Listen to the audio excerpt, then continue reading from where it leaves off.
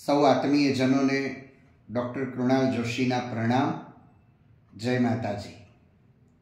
આજે જે વિષય પર ચર્ચા કરવી છે, માક્ષર મહિનાની શુદ્ધ બીજ એટલે બહુચર માતાજીના પ્રાગટ્યનો દિવસ. હવે માક્ષર મહિના વિશે જો આપણે વાત કરીએ તો ગીતાજીના 10મા અધ્યાયમાં શ્રી કૃષ્ણ ભગવાને કહ્યું છે કે માસાના માર્ગશીર્ષોસ્મિ, મહિનાઓમાં માક્ષર મહિનો હું છું.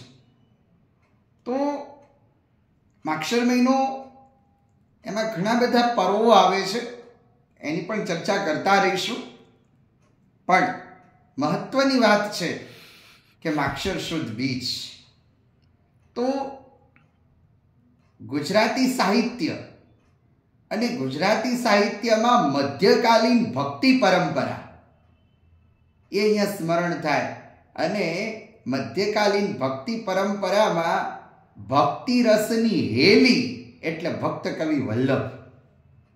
અને માટે બહુચર બાવનીમાં કીધું કે 1732 સાલ માક્ષર શુદ્ધ બીજને સોમવાર. તો 1732 હિન્દુ પંચાંગ પ્રમાણે માક્ષર મહિનાનો એ દિવસ. અને એક ભક્ત, આપણે ત્યાં બિંદુજી નામના સંત થયા, અને એ સંતની એક પંક્તિ છે કે અપના માન ટલે ટલ જાય પર ભક્ત કા માન ન ટલતે દેખાય. બહુચર બાવનીમાં જ પ્રસંગ છે કે બ્રાહ્મણોએ રસ રોટલીની માંગણી કરી ભક્ત કવિ વલ્લભ પાસે, અને એ મનોકામનાની પૂર્તિ બહુચર માતાજીએ કરી. કારણ કે શિયાળાનો સમય હતો એટલે રસ રોટલી તો કેવી રીતે આપી શકે.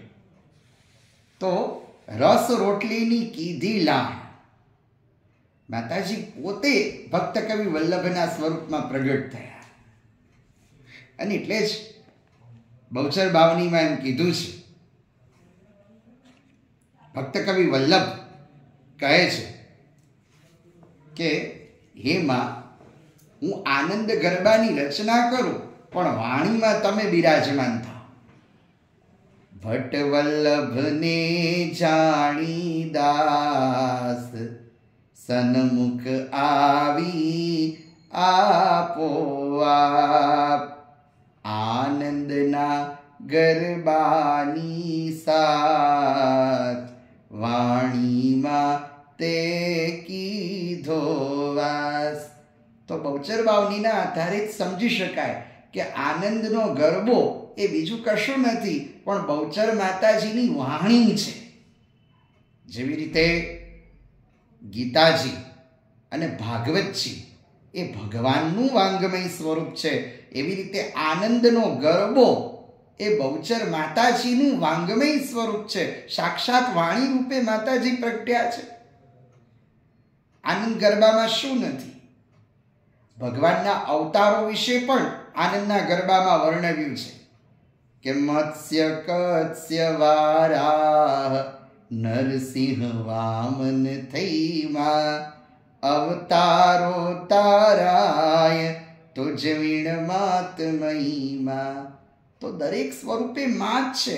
અને આ જ વાત શ્રીમદ દેવી ભાગવત એના પ્રથમ સ્કંધમાં વિષ્ણુ ભગવાન બ્રહ્માજીને કરે છે કે બ્રહ્માજી, તસ્માન નાહમ સ્વતંત્રોસ્મિ સત્યમ ધિયોસ્મિ સર્વદઃ તામેવ શક્તિમ સતતમ ધ્યાયામિ ચ નિરંતર. ભલે જગતના લોકો મને સ્વતંત્ર માને પણ હું સ્વતંત્ર નથી, હું એ પરાશક્તિને આધીન છું. અને એ જ વાત ભક્ત કવિ વલ્લભ આનંદના ગરબામાં કરતા. તો આનંદના ગરબામાં ભાગવતજીનો પણ સાર વર્ણવી લીધો છે મધ્ય મથુરાની માય ગોકુળ તો પહોંચ્યું માં, એનાથી મોહજાળ બીજું કોઈ નહોતું માં. તો આવી રીતે ભક્ત કવિ વલ્લભે શાસ્ત્રનો આધાર લીધો છે આનંદ ગરબામાં. અને જ્યારે આજે મને પ્રસંગ એક ખાસ યાદ આવે કે મરણોત્તર ક્રિયા જ્યારે થાય ત્યારે મરણોત્તર ક્રિયામાં ખાસ કરીને બ્રાહ્મણ જ્યારે પૂજા કરવા બેસે, બ્રાહ્મણની મરણોત્તર ક્રિયા હોય ત્યારે જનોઈ એને સવ્ય અને અપસવ્ય કરાવે. તો એનો પણ ઉલ્લેખ ભક્ત કવિ વલ્લભ આનંદના ગરબામાં કરે છે કે નહીં સવ્ય અપસવ્ય કहीं કાહી જાણુમાં, કहीं કહાવા કવ્ય મન મિથ્યાણુમાં. કુલજ કુપાત્ર કુશીલ કર્મ ધર્મ વયોમાં. આ જ વાત જાણે શંકરાચાર્યજી ભવાન્ય અષ્ટકમાં કરતા હોય કે કુકર્મી કુસંગી કુબુદ્ધિ કુદાસ. તો એવી રીતે આનંદ ગરબો એ સમગ્ર શાસ્ત્રનો સાર છે. ત્યારે રસ રોટલી એટલે માના નામનો રસ. અત્યારના સંદર્ભમાં આપણે એનો અર્થ કરીએ. રસ રોટલીની તો પ્રસાદી ખરી જ, પણ આનંદ ગરબો એ માનો રસ છે, માતાજીનો પ્રસાદ છે. તો એ પ્રસાદ પામવાનો પ્રયત્ન કરીએ અને મા બહુચર માતાજી બુદ્ધિમાં પ્રકાશ કરે એ જ આપણે પ્રાર્થના કરીએ. અને અમારી જે યુટ્યુબ ચેનલ છે ડૉક્ટર કૃણાલ જોશી, આ ચેનલ ઉપર સત્સંગ સરિતા વહેતી રહે છે.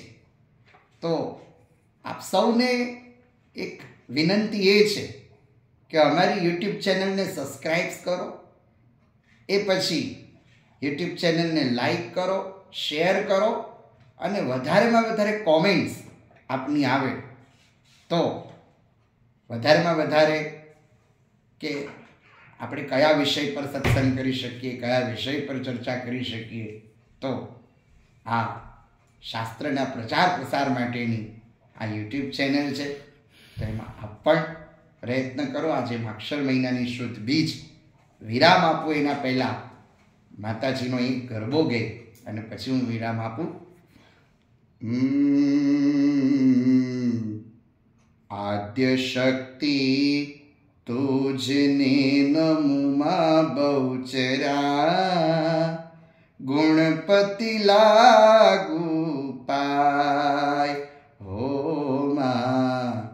આદ્ય શક્તિ તુજને નમુમાં બહુચરા, ગુણપતિ લાગુ પાય.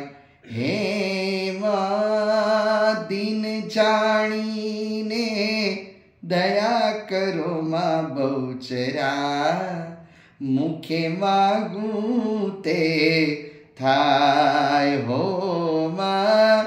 દિન જાણીને દયા કરો માં બહુચરા, મુખે માગું તે થાય હો માં. સંખલપુર સોહામણુમાં બહુચરા, ત્યો છે તમારો વાસ હો માં. શંખલપુર સોહામણુમાં બહુચરા, ત્યાં છે તમારો વાસ.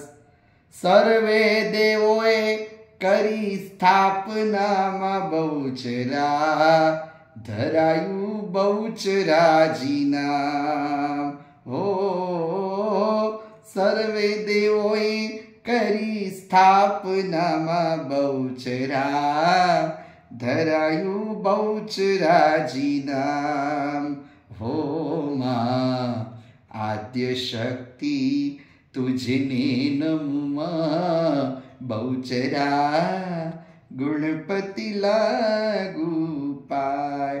તો એવી બહુચરમાં સૌના પર કૃપા કરે અને ફરીથી આ ચેનલને આપ વધારેમાં વધારે લાઈક સબસ્ક્રાઈબ કરશો એ જ અભ્યર્થના સાથે સૌને પ્રણામ. જય માતાજી.